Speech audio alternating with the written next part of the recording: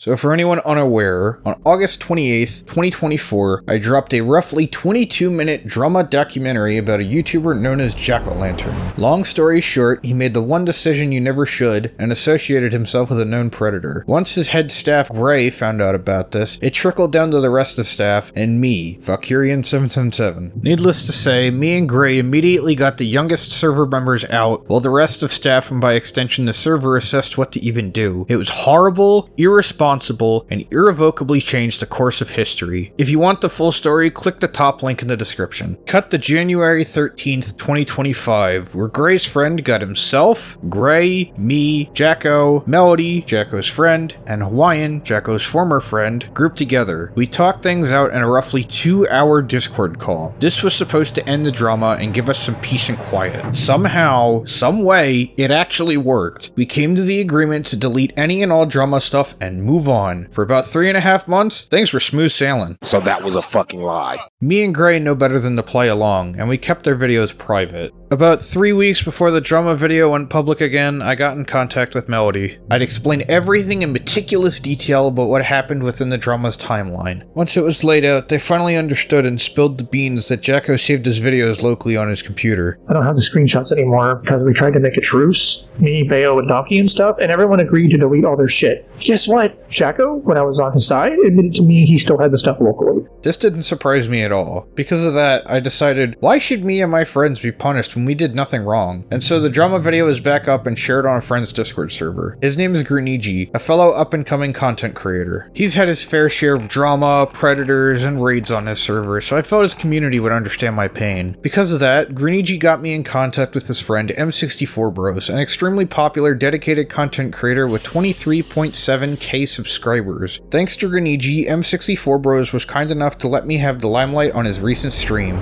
Much arrest, freaks online, and I'm betting there's going to be a high chance Ouija Pie could be next. Oh yeah, it's entirely possible. That, in considering they're not just some random Joe Schmo, they have a very big audience, which is a good and bad thing, especially when you do bad stuff to people. Like, you're basically putting a target on your own head, saying, hey, look at me, come and target me, I'm doing this and that. Especially if it's true. Yeah, especially the false information. Like, if even if you do get false information, that person that spread the false information about you can easily get his ass arrested in a heartbeat. Yes, and even if it's false, it can also affect the person being accused, because like I said, even though it's fake, there are going to be people who believe it wholeheartedly and take it at face value and think like, oh, so-and-so's doing this or that. Like, I heard you were dealing with stuff like that, M64Bros. Like, that's not cool. Recently, there's been people spreading false information about me, but no matter what, I am always truthful, and I always have the proof up my sleeve. Yeah.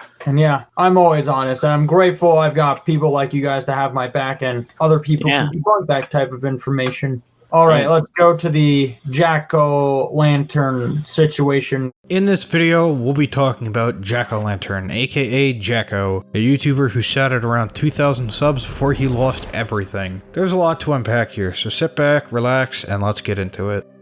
I first met Jacko on a self-promotion server known as YCC, aka YouTube Creator Cafe. He was an avid user there, providing valuable YouTube tips and trivia to smaller creators, along with sharing his own content. When I joined his server, I became friends with him and his members, including the staff. We were very close with one another, almost planning to add him to our channel. Oh, how wrong we were. Over time, me and his head staff, referred to as Blue, became great friends, usually conversing with Jacko in his server's voice chat. Sometimes we'd have to deal with his fiance's interruptions. Now, these interruptions aren't all that troublesome, we just meet her for a bit and move on. But one day, things were different. Me, Blue, and Jacko were chatting when Lori, Jacko's fiance, was doing her usual thing in voice chat. Jacko today wasn't having it and started arguing, eventually going as far as to throw a pack of cigarettes at her. Me and Blue heard this over Lori's end. We got really mad about this, and for good reason. After a long, drawn-out argument between the four of us, me and Blue talked to Lori in private. She said this isn't the first time he's acted this way. According to her and Jacko himself, he has several mental issues and will not work because of it. He lives at home, playing games, making animations until the AM, all while Lori works hard and makes the money for the household. They've gone as far as to beg and lie to Jacko's mom for money because he refuses to work. All he uses it for is weed. As time went on, his behavior would become more unhinged. According to his former head staff member Blue, his behavior was very apparent behind the scenes. All I know is that he was throwing cigarettes at Laurie's head when Laurie said no, she's not going to do what he wants her to do. Getting up close and personal towards her, being aggressive, demanding that she went to McDonald's for him when he needed food. If she didn't go, then he would go in a cranky mood and say that it's your job. You do what I tell you to do. I own you. Basically, he thinks that she is his bitch. If he needs anything from Walmart, she has to go there. If he needs groceries, she has to do it. Knowing we know now, along with the several hours of info I've learned, this is just the tip of the iceberg. Question number 6. What do you think will happen when this video inevitably comes out? With the way that they're kind of acting, they're also wanting to distance from the drama and stuff. But I think when the video comes out, it's definitely going to get picked up back again. As for the legal stuff that's tied to it, because they're saying that, oh, they're going to get the law involved and all that. I think there's a high chance Pumpkin could be arrested due to Discord now becoming public. Oh, it's entirely possible. I have like 160 plus gigabytes of stuff on the guy, so I'm more than glad to parse through it and make some more videos. Glitch, you're right here. We were talking about another dude named Pumpkin. He goes by Jackolanturnn, also known as theHiveMindaNimations, and he's been harassing me and my friends, calling us manipulative, abusive, predator, homophobic, cyberbullies, internet extremists.